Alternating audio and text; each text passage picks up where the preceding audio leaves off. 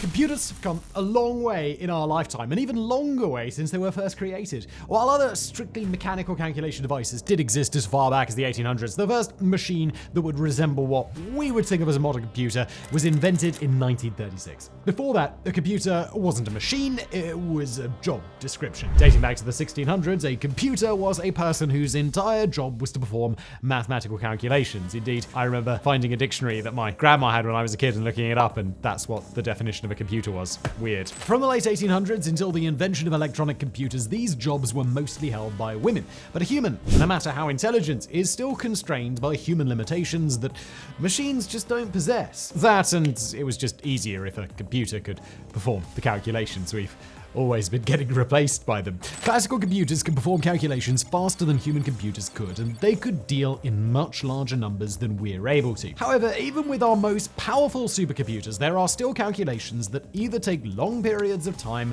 or are simply impossible because the values involved are too large or numerous. As our interest in machine learning grows, so too does a desire for quantum computers. Some neural networks could take weeks to train, but quantum computers would be able to perform this function faster and with increased capabilities. While this technology is seen as cutting edge, the idea definitely isn't new. Quantum computers have been talked about as far back as the 1960s, years before the first PC was released to the public. Not only have they been talked about for decades, but quantum computers already exist. You can even use them right now. Some companies and research facilities that have quantum computers offer cloud access to these computers for people to develop and run their own programs. So if quantum computers already exist, when are we going to see the first practical quantum computer?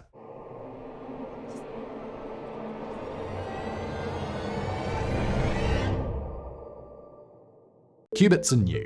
To tackle the question of practical quantum computing, we should probably address what a quantum computer actually is. Since this isn't 1980 for this section, we're going to assume that you already have at least a basic understanding of how classical computers work. What gives quantum computers their exceptional power is the use of something called qubits or quantum bits. These harness the power of quantum mechanics, specifically entanglement and superposition. In a classical computer, your bit is either a 1 or it is a 0. It has two possible options. Because of quantum superposition, a qubit can be both a 1 and a 0 at the same time. But it's a little more complicated than that. Rather than using something like voltage or magnetic data, qubits are made up of particles. A qubit could be something like a photon or the outermost electron in an atom. Each of these particles has some sort of spin, either upspin or downspin. When all these states are superposed, it will be both up and down spin. Like Schrödinger's cat, it is simultaneously in both states until it is observed. However, each state carries with it a coefficient representing the probability that when observed, that is the state the system will fall into. Now, all of that might be a little bit confusing, especially if you want to understand why qubits are supposed to have higher computational power. So let's look at the example of 2 classical bits and 2 qubits. Because somehow doing more of the same confusing thing is going to make it less confusing, I promise. With 2 classical bits, you either have 00, 01, 10, or 11. If you want to know what value is being represented, you just need to read the 2 bits. With 2 qubits, you have either up, up, up, down, up, or down, down. It's still 4 possible outcomes, but because of superposition, all 4 of these exist at the same time. This means that all 4 of those outcomes has its own probability coefficient, and to know the value being represented, you have to read all 4 of those coefficients. So, these 2 qubits are essentially giving you 4 bits of information. This increase scales exponentially. With 3 classical bits, you would only need to read the 3 bits, but with 3 qubits, you would need to read 8 bits of information for the coefficients of the 8 possible states that those qubits were in. So, while a single qubit was likely more confusing than helpful, we quickly see that n qubits can represent as much information as 2 to the power of n classical bits. However, this is not universally better, and quantum computers aren't going to be replacing classical computers anytime soon, if ever. For a long time, whether or not quantum computers were actually faster than classical computers was an open question. The technology seemed impressive, and the ability to harness quantum mechanics to perform complex calculations is a remarkable achievement. there was a decent argument that these machines were just the Rube Goldberg devices of computing. In a way, that argument was correct. While it has finally been shown that quantum computers can perform calculations faster than classical computers, this only applies to very specific types of calculations. For virtually anything you would want to do in day-to-day life, your smartphone is going to be faster than a quantum computer. Even in the situations where quantum computers are better, they probably still perform each individual task slower than a classical computer would. The power comes from using quantum algorithms that can harness the fact that these superpositions exist to perform parallel computations. Each individual step may be slower, but the number of steps required decreases exponentially as the number of qubits increases linearly. Look, if all of that is still confusing, let's just say that quantum computers are really cool and very complicated machines that are better at performing extremely specific tasks, but worse at doing pretty much anything that you probably use a computer for. That's the simple English Wikipedia version. The history of quantum computing. Now that you hopefully have an understanding of how quantum computers work at a basic level, let's take a look at how far we've come.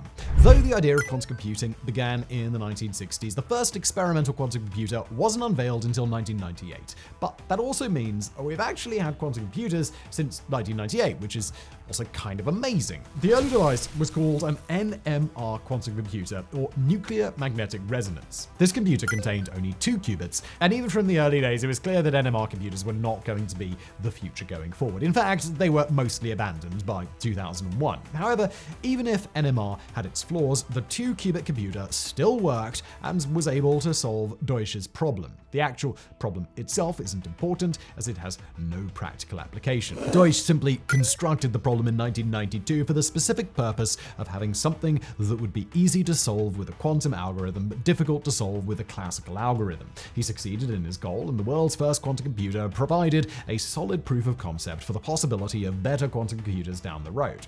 Later that year, the first working 3-qubit computer was created. That's a 50% increase in qubits and a 100% increase in computational power in the span of only a few months. If those trends could continue, well then maybe Skynet would have killed us all by now, but obviously they weren't going to be adding 50% more qubits every few months. In 2000, the Technical University of Munich showed off their new 5-qubit computer, while Los Alamos National Laboratory unveiled their 7-qubit machine. IBM also then used a quantum computer to execute Shor's algorithm for the first time. Now, for those unfamiliar, Shor's algorithm is sort of the bogeyman of quantum computing. It's a quantum algorithm designed to find all the prime factors of any number. Because prime numbers are key to the RSA algorithm, the most common type of encryption used today, there is a pervasive myth that quantum computers will be able to break any encryption, drain everyone's bank accounts, and steal all of those photos that you shouldn't be keeping in cloud storage. Fortunately, quantum computers aren't powerful enough for this yet, and even if they were, there are plenty of other encryption algorithms that we could use that don't rely on prime factors. Hopefully that's one less thing to keep you up at night. From there, it was a massive number of tiny breakthroughs, but there were far too many to list. Things like using a buckyball to demonstrate bang-bang error correction, and yes, those are real computing terms. But one of the first big breakthroughs came in 2004 from the University of Science and Technology in China, where they were able to entangle 5 photons together, the minimum number required for universal quantum error correction. Error correction remains one of the biggest issues in quantum computing, and the more qubits a computer has, the bigger a problem it becomes. Progress continued at a slow but steady pace, which brings us almost to the present day. In 2019, IBM released its first commercially available quantum computer, IBM Q System 1. The computer had a 20-qubit processor, but it is not commercially available in the sense that you can buy one. That just meant you can pay to have cloud access to their computer. A home quantum computer is a long way away. In 2020, the University of New South Wales in Sydney, Australia, made massive waves by unveiling a new chip that could operate at temperatures 15 times higher than previous quantum computers, which required extremely low temperatures. This meant that instead of your quantum computer needing to operate at 0.1 degrees above absolute zero, it could now operate at 1.5 degrees above absolute zero. Now, on the surface, that seems like an almost meaningless accomplishment, but the researchers explained that now the computers would only require thousands of dollars of refrigeration instead of millions of dollars. Given that this is one of the most recent and incredible breakthroughs, it's safe to say that a practical quantum computer is still far off in the distance. Who will be the first to create one is pretty much anyone's guess. While IBM's commercially available quantum computer is only 20 qubits, they are now up to a 433 qubit processor. But that's just IBM. Then there's the Canadian company D-Wave and its 5,000 qubit processor, but that's a quantum annealer and not a universal quantum computer, which is a whole thing that we're just not going to get into here. We're already pretty confused. Look, the race to create a practical quantum computer has spanned the globe, with improvements and innovations coming from over a dozen different countries. Unfortunately, if we use classical computers as an analog, quantum computers are barely past the point of using vacuum tubes. A practical quantum computer could easily be a few decades away, if not longer. But there was one other race going on, and this race had a winner: the race to quantum supremacy. Quantum supremacy. Quantum supremacy is defined as demonstrating that a programmable quantum computer is capable of solving a problem that not even the most powerful classical computer could solve in a reasonable amount of time. Literally any problem. It doesn't matter how useless that problem is, what matters is that your cool new computer can do it and nobody else's can. The thing with quantum supremacy is that it's a moving goalpost, and this led to a short-lived feud between IBM and Google. In 2017, Google announced that it would achieve quantum supremacy before the year was out by unveiling a new 49-qubit processor.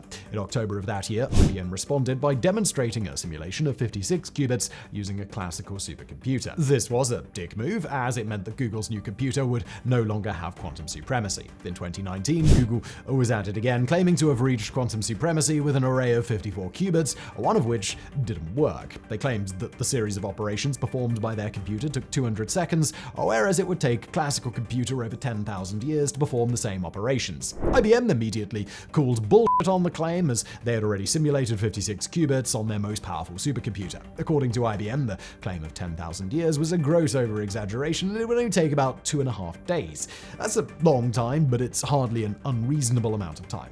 But despite their bickering, quantum supremacy would finally be reached for the first time in December of 2020, not by Google or by IBM, but by Jianwei Pan and his team based out of the University of Science and Technology of China. Using 76 qubits, the team implemented Gaussian boson sampling. Like we said before, it doesn't really matter what that means or what the problem their computer was solving was.